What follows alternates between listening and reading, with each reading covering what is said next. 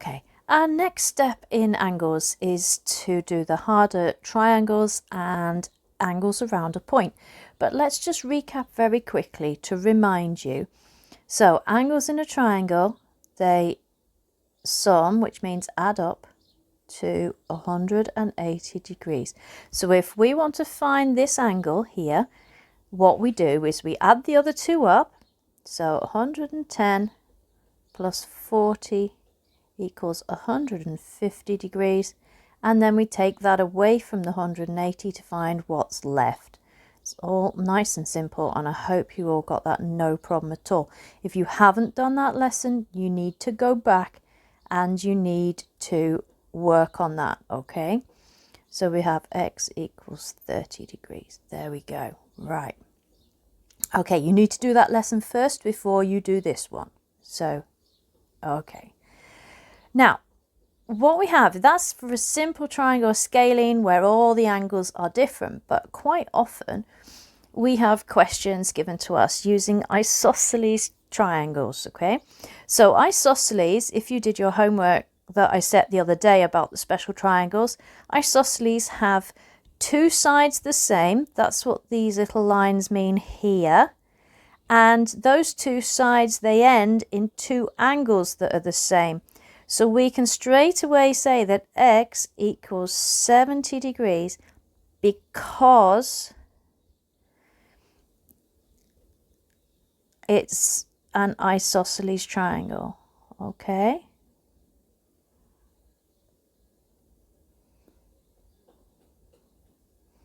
So that's the rules, that the base angles are the same and the sides are the same. Remember, sometimes these are turned around.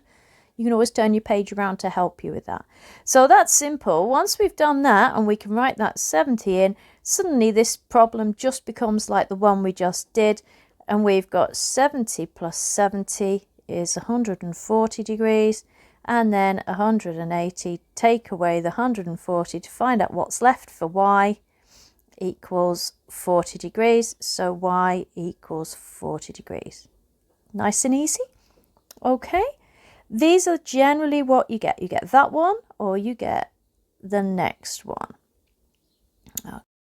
Okay, so the next type of triangle is still isosceles, but the problem is round the other way. We're given the top angle, but we're not given either of the base angles. So we just work backwards on this one. We know they add up to 180, so we can do 180 minus 30 degrees, which gives us 150 degrees left over. So we know that this angle and this angle are the same and that they have to add up to the 150. So we just share it equally to find out what each of those angles is, which in this case is 75 degrees. Okay, so that one would be 75 and that one would be 75 degrees. Those are the two basic isosceles problems. They come in lots of different shapes and sizes. They come turned round, upside down.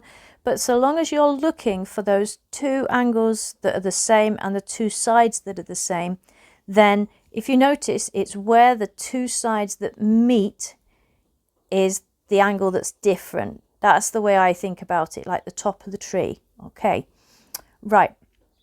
The other type of triangle we have is an equilateral triangle. Now this is really, really easy because all equilateral triangles have three angles the same, and because they have three angles the same, the angles add up to 180, so we have 180 divided by 3, which gives us 60 degrees. Every single equilateral triangle has angles of 60 degrees, and they are all 60 degrees. That one, and that one.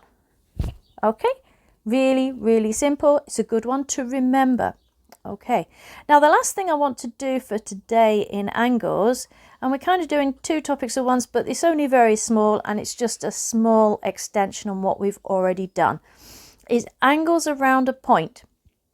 So if you look here, we have a diagram, and the idea is that all of these angles are coming from the same point. It's a bit badly drawn. I apologise for that. My software is a little bit hit and miss when it comes to ends of lines. But you get the idea. They're all around 1 point.